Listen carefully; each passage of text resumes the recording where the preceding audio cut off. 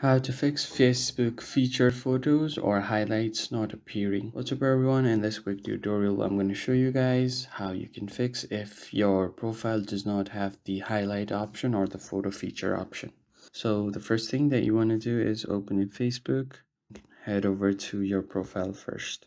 So as you guys can see, if I go to my about info, I don't have any option that is similar to featured photos or highlights. So right here, I don't have any option.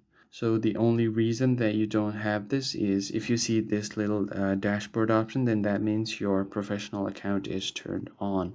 What you want to do is turn off your professional account. In order to do that, you can just tap on the three lines.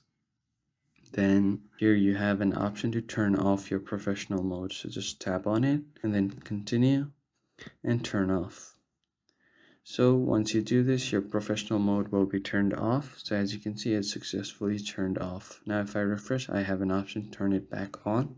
That means it's completely turned off. So if I just give my profile a quick refresh, I can see all of my details right here, edit my public details. So if I scroll down here, you can see I have an option to add my photo highlights. So if I just tap on try it, I can add different pictures right here and then tap on next and then tap on save.